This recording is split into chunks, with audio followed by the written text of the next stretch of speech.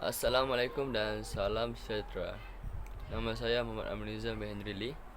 Dan pada kali ini saya akan membahaskan tentang ceramah kita yang bertajuk Pemakanan semasa fasa latihan sukan bagi atlet remaja.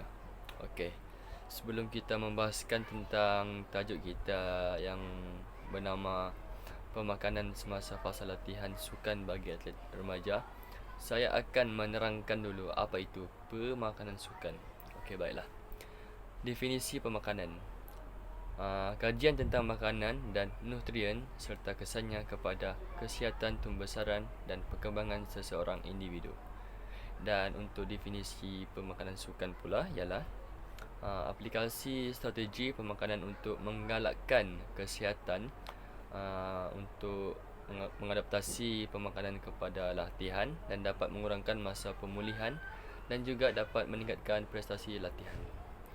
Dan mengapa pemakanan sukan ini amatlah penting? Ianya kerana atlet dapat mengetahui maklumat kesan pemakanan terhadap tahap kesihatan mereka, dan juga atlet boleh menentukan jumlah cecair, nutrien dan juga tenaga yang diperlukan, dan juga membantu meningkatkan prestasi atlet.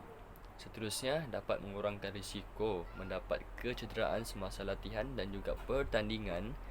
Dan paling terakhir adalah dapat membekalkan tubuh badan dengan keperluan nutrien esensial.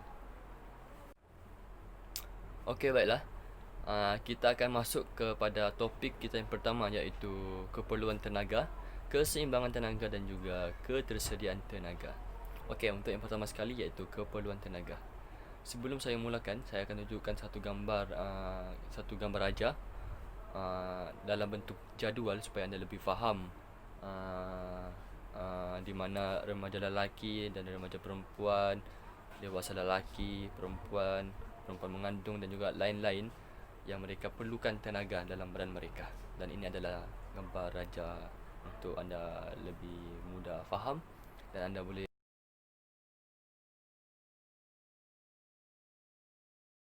Okey, baiklah. Tadi adalah jadual yang boleh dirujuk sebagai keperluan tenaga ataupun kalori untuk sehari. Tetapi apa yang ditekankan di sini ialah saya akan tekankan kepada remaja lah. Di mana tajuk ceramah kita pada kali ini ialah berdasarkan kepada atlet remaja. Dan nutrisi yang seimbang sangat diperlukan oleh seorang atlet sukan, selain untuk manfaat keperluan kesihatan luaran dan juga dalaman tubuh.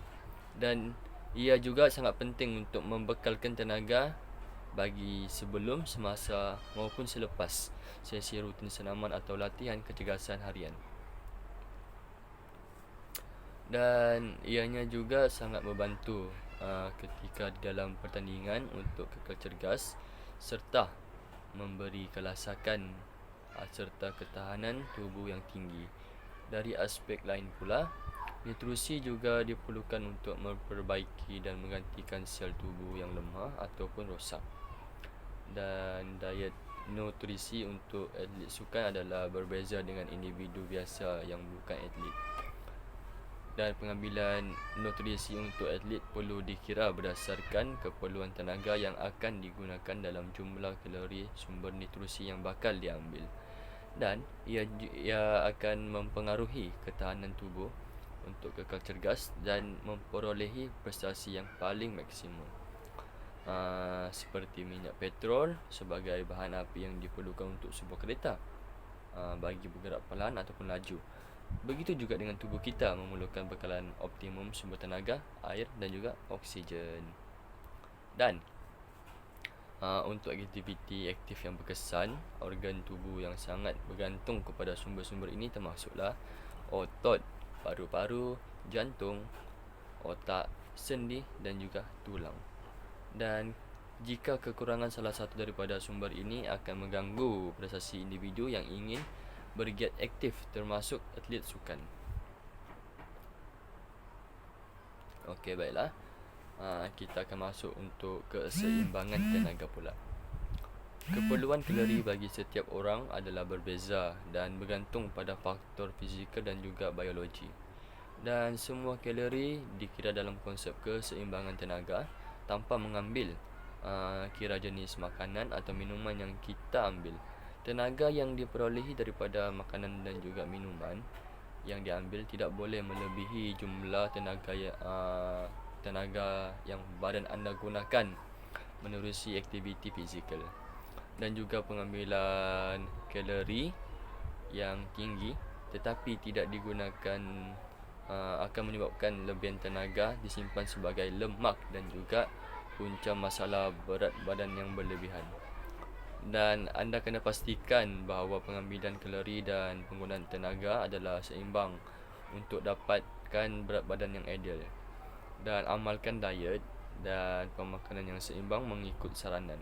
Untuk para ingin lebih faham dan hendakkan beberapa nasihat untuk keseimbangan tenaga bagi tubuh badan mereka, terutamanya kepada kalangan atlet remaja lah yang kita tekankan untuk ceramah pada kali ini.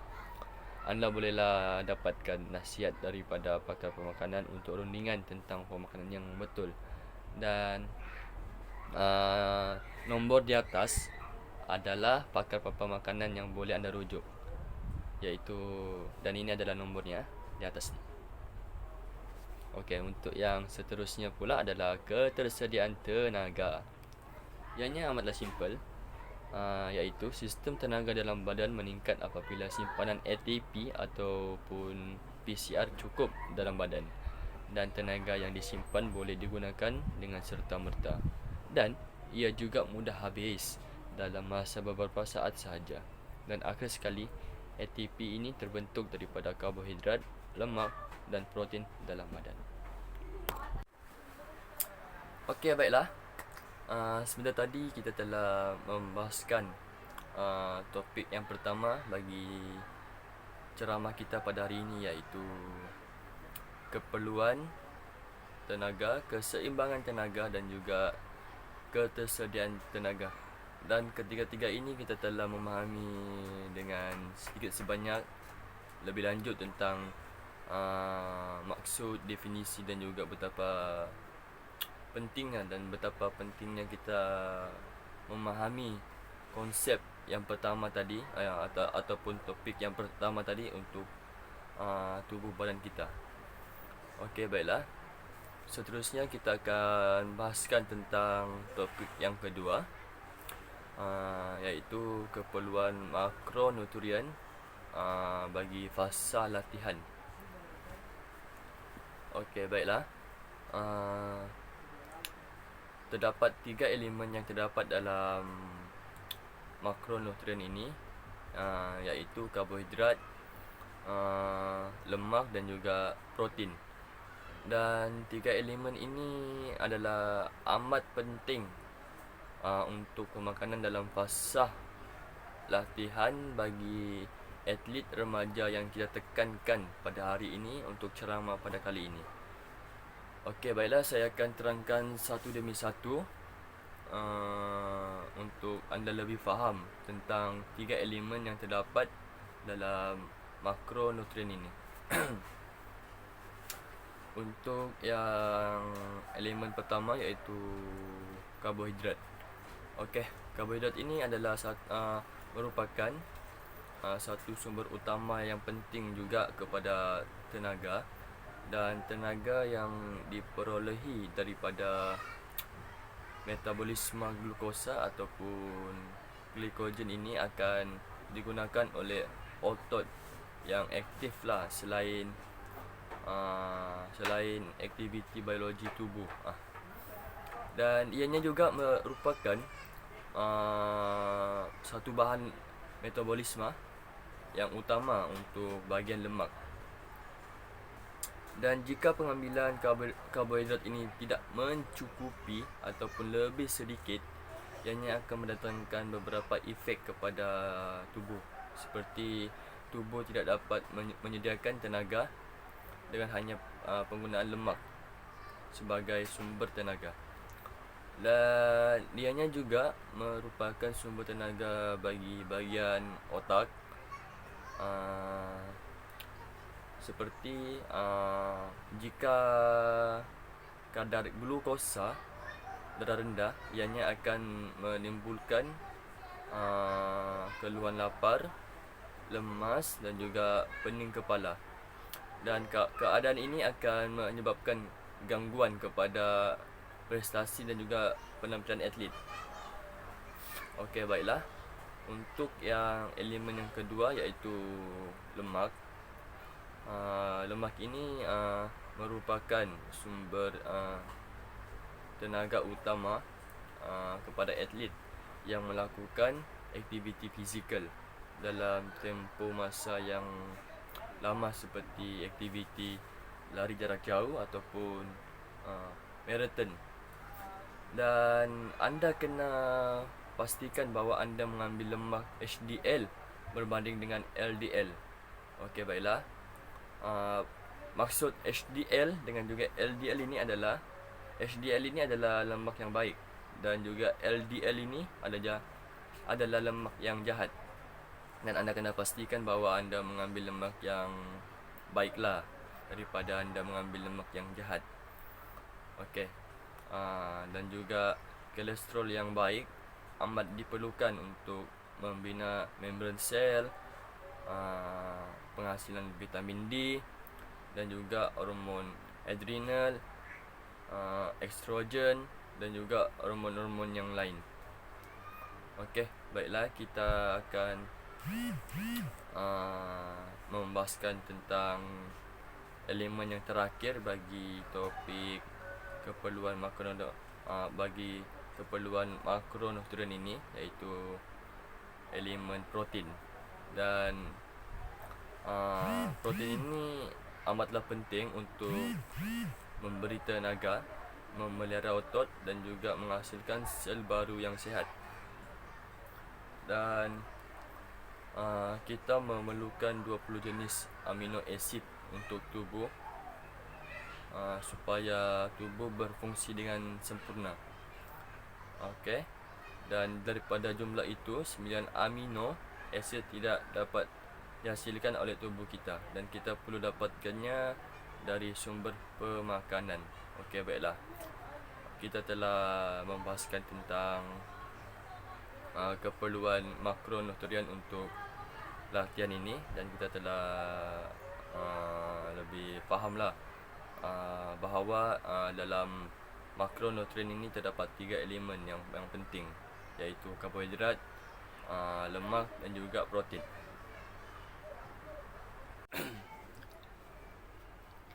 Okey, baiklah. Sebentar tadi kita telah membahaskan tentang keperluan makronutrien untuk latihan. Dan sekarang ini kita akan membahaskan pula tentang keperluan mikronutrien untuk latihan. Anda jangan salah faham tau, sebab sebentar tadi adalah makronutrien dan sekarang ini adalah mikronutrien. Okey, baiklah, kita sambung. Mikronutrien ini adalah amat penting dalam pemakanan untuk fasa latihan bagi para atlet remaja yang kita bahaskan untuk ceramah pada hari ini. Dan untuk mikronutrien ini pula adalah terdapat 5 elemen yang terdapat dalam mikronutrien ini. Iaitu yang pertama adalah kalsium, yang kedua adalah natrium, kalium dan juga klorin, dan yang ketiga adalah zat besi, dan yang keempat adalah antioksidan, dan yang paling terakhir adalah air. Okey, kita akan bahaskan satu demi satu elemen-elemen yang terdapat dalam mikronutrien ini. Okey. Untuk elemen yang pertama adalah kalsium. Untuk kontraksi otot, transmisi impuls, mengaktifkan enzim, pembekuan darah, pergerakan cecair menerusi membran plasma. Apabila kadar kalsium di dalam darah rendah akibat pengambilan yang kurang, tubuh akan mengambil kalsium dari tulang, terutama apabila kekurangan kalsium dalam tempoh jangka masa yang panjang. Pelari jarak jauh seperti pelari 10 km dan maraton sering mengalami osteoporosis akibat latihan berat yang amat lama, dan ianya biasa berlaku apabila pemakanan atlet tidak seimbang, dan ini akan menyebabkan kadar peratusan lemak tubuh menjadi sangat rendah, dan stres yang keterlaluan akibat latihan seterusnya akan meningkatkan penghasilan hormon estrogen. Okay. Untuk elemen yang kedua daripada 5 elemen, iaitu natrium, kalium dan juga klorin. Natrium dan klorin adalah mineral utama dalam plasma darah, dan manakala kalium pula adalah mineral utama dalam sel, dan ianya amat penting untuk transmisi saraf impuls dan sebagai pemicu kontraksi otot. Yang seterusnya iaitu elemen yang ketiga adalah zat besi. Zat besi ini amatlah penting untuk pembentukan hemoglobin ataupun sel darah merah. Dan dengan kekurangannya hemoglobin akan mendatangkan efek seperti akan menyebabkan selera makan menurun, dan kemampuan fizikal juga akan menurun walau dalam aktiviti ringan sekalipun. Dan apabila ianya terjadi, suplemen sangat diperlukan bagi mengatasi masalah ini.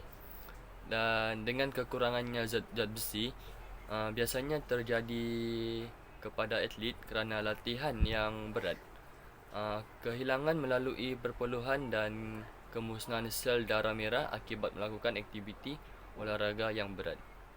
Okey. Kita akan masuk kepada elemen yang keempat, iaitu antioksidan. Atlet perlukan makanan yang tinggi antioksidan untuk menghalang serangan radikal bebas yang dihasilkan oleh tubuh daripada merosakkan sel dalaman tubuh. Dan elemen yang terakhir bagi mikronutrien ini adalah air. Okey, fungsi air pada tubuh adalah sangat jelas dan penting. Jika seseorang atlet kekurangan bendalir dalam tubuh, ia akan menjejaskan prestasi atlet tersebut.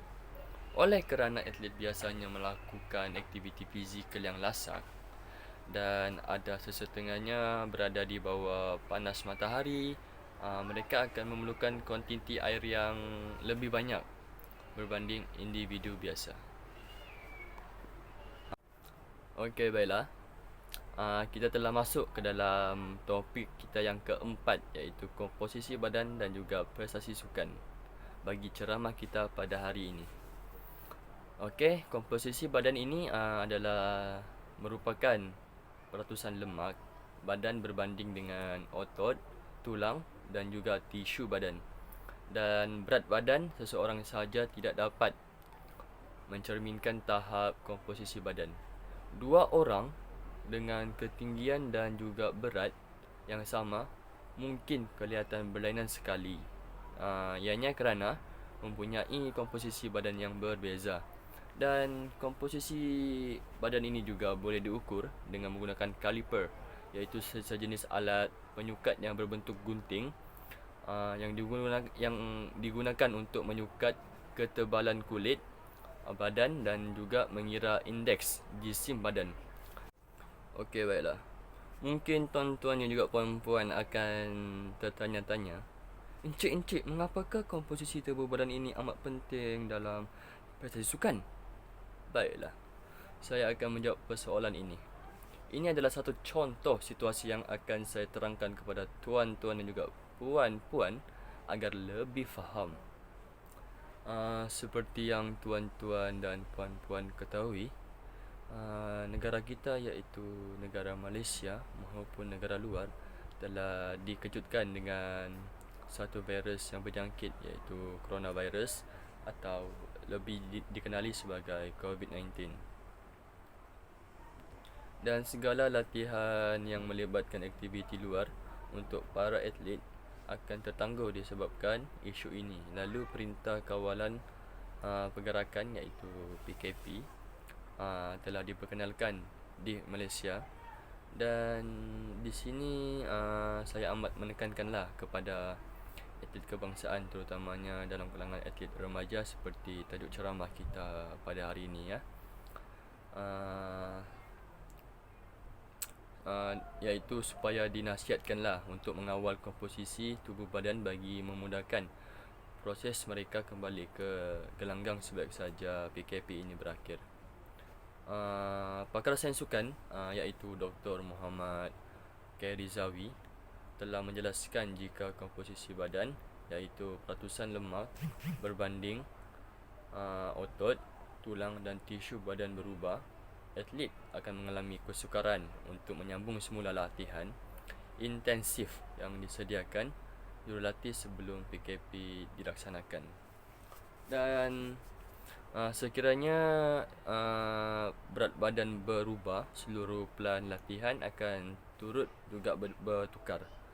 Sebagai contohnya, jika berhenti latihan ketika berat badan iaitu 55 kg, semasa PKP berat dia naik kepada 60 kg, dan memang ada kesan jugalah kerana jika tidak kawal.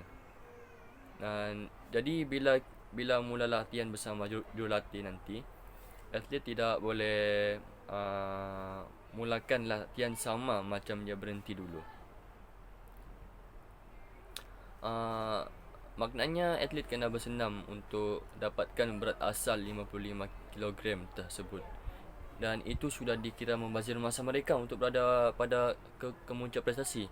Dan jika komposisi badan sangat sensitif untuk atlet prestasi tinggi, maksudnya ialah jika berat badan dia berubah, maknanya program latihan yang dulu semuanya akan habis dan ianya kena bermula daripada awal lagi. Dan Muhammad Khairi yang juga bekas ketua pegawai eksekutif Institut Sukan Negara iaitu ISN telah menegaskan atlet perlu membuat senaman sekurang-kurangnya sejam sehari pada setiap hari bagi memastikan prestasi mereka prestasi semasa mereka tidak merosot. Beliau bagaimanapun mengakui ketika tempoh PKP tidak banyak yang boleh dilakukan oleh atlet untuk meningkatkan prestasi mereka kecuali mengekalkan kecergasan masing-masing dengan membuat latihan yang ringan lah di dalam rumah semasa sepanjang PKP. Berbezanya atlet dengan orang-orang lain ialah mereka tahu apa yang dilakukan bagi mengekalkan kecergasan dan juga stamina. Dan sebab itu mereka kena bersenam setiap hari, dan jika nak berehat, sila berehat selain daripada hujung minggu. Ini kerana bagi kejohanan seperti berprestasi tinggi, hujung minggu biasanya akan berlangsung perlawanan separuh akhir ataupun perlawanan akhir. Dan atlet perlu biasakan dirilah dengan bekerja keras pada hujung minggu. Biar cuti hari lain, hujung minggu tu je kena bekerja keras dulu untuk mengekalkanlah dia punya prestasi. Okey, baiklah. Faedah untuk mengekalkan komposisi badan seimbang dalam sukan.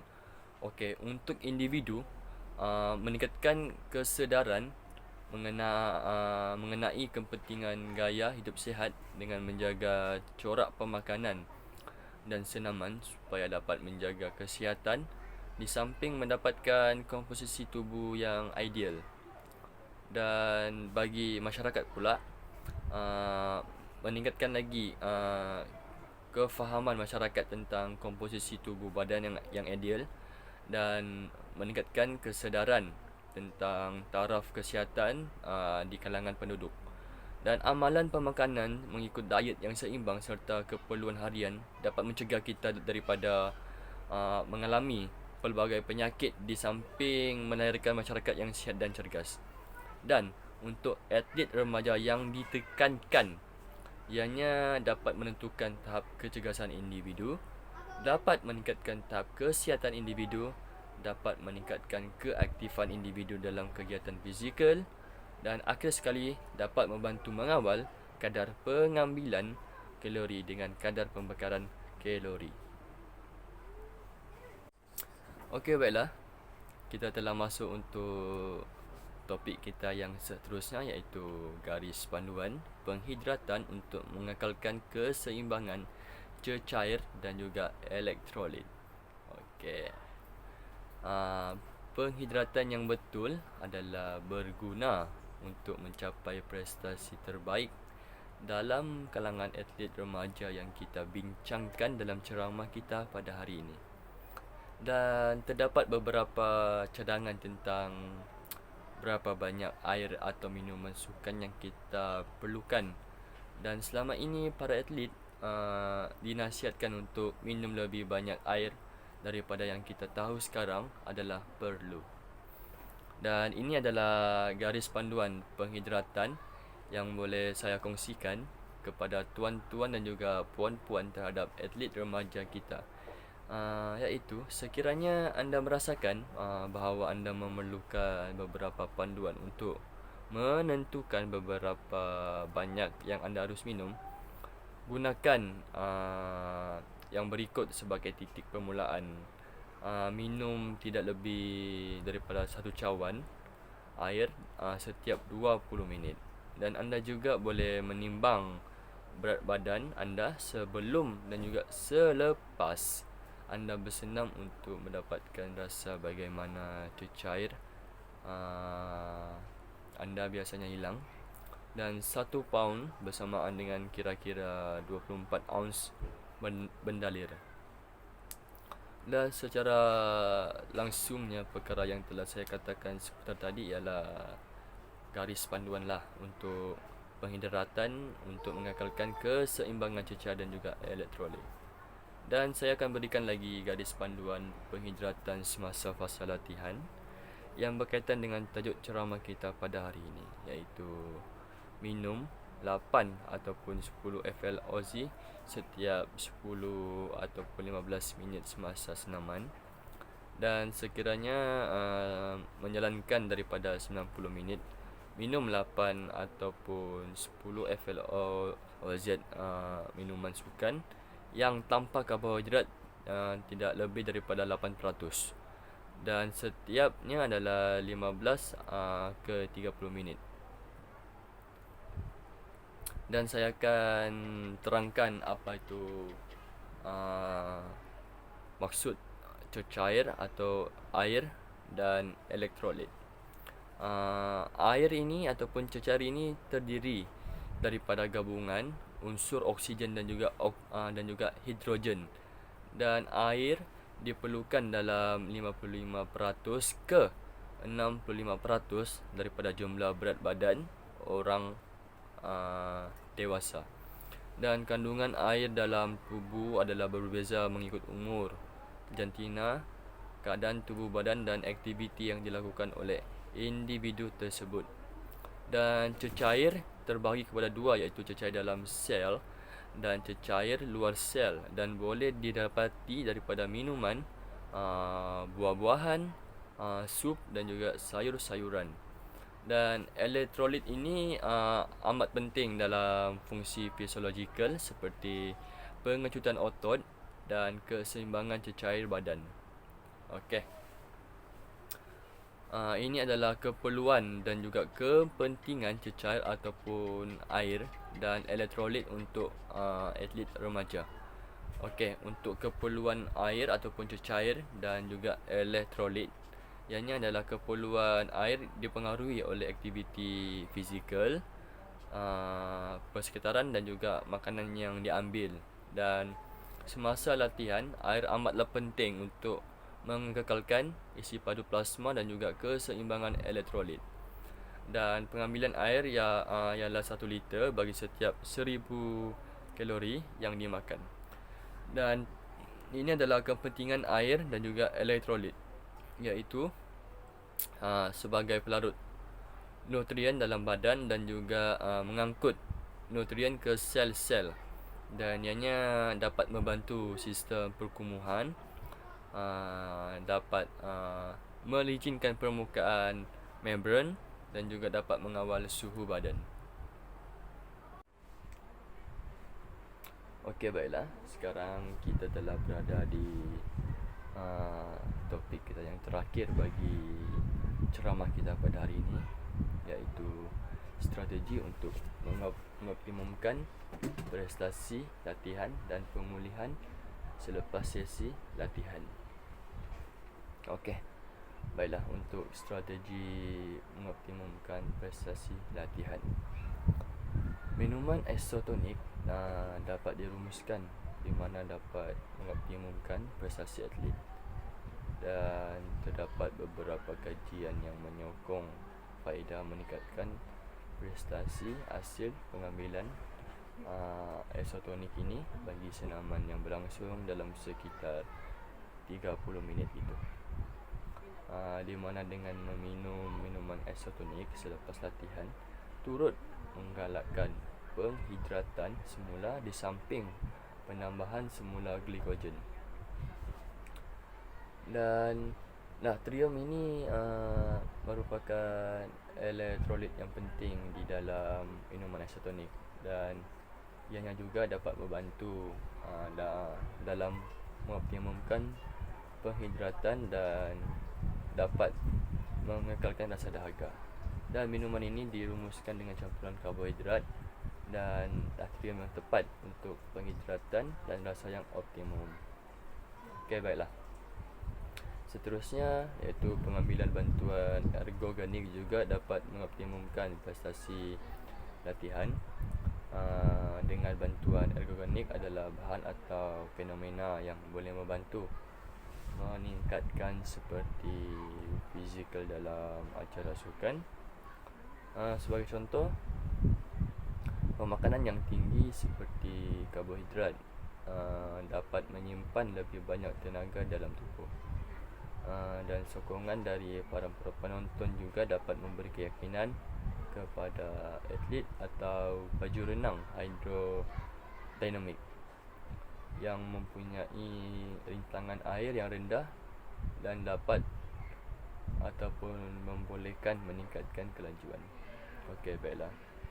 Tadi adalah sedikit pemahaman tentang strategi mengoptimumkan prestasi latihan, dan seterusnya saya akan membahaskan tentang pemulihan selepas sesi latihan. Okey, baiklah. Pemulihan selepas sesi latihan. Kebanyakan atlet tahu bahawa mendapat rehat yang cukup selepas senaman atau sesi latihan adalah penting untuk pemulihan peringkat tinggi. Tetapi rehat sahaja tidak cukup, kerana pemakanan yang perlu diambil untuk fasa pemulihan selepas sesi latihan adalah benda yang amat penting juga. Ianya kerana semasa anda bersenam atau sedang melakukan aktiviti fizikal ataupun membuat latihan, otot anda akan menggunakan simpanan glikogen untuk bahan bakar, dan ini akan mengakibatkan otot anda kekurangan glikogen, dan sebilangan protein dalam otot anda akan mengalami kerosakanlah. Dan selepas bersenam, badan anda berusaha membina semula tersebut simpanan glikogennya dan memperbaiki serta menumbuhkan semula protein otot tersebut. Makanan nutrien yang betul sebaik sahaja anda bersenam dapat membantu badan anda dalam menyelesaikan dengan lebih cepat, dan ianya amat penting untuk makan karbohidrat dan protein selepas bersenam. Dan hal-hal yang anda perlu lakukan untuk membantu badan anda adalah dapat mengurangkan pemecahan protein otot dan meningkatkan sintesis protein otot iaitu pertumbuhan, dapat memulihkan kadar glikogen, dan akhir sekali dapat meningkatkan pemulihan. Serta dengan mendapatkan nutrien yang betul selepas bersenam dapat membantu anda membina semula protein otot dan glikogen, dan ianya juga dapat membantu merangsang pertumbuhan otot yang baru. Baiklah, sekian saja untuk ceramah kita pada hari ini, dan saya amat berterima kasih kepada tuan-tuan dan puan-puan yang sudi mendengar ceramah ini, dan kita dapat berkongsi beberapa ilmu dalam perkongsian ceramah pada hari ini. Dan saya akan akhiri dengan Assalamualaikum warahmatullahi wabarakatuh dan salam sejahtera.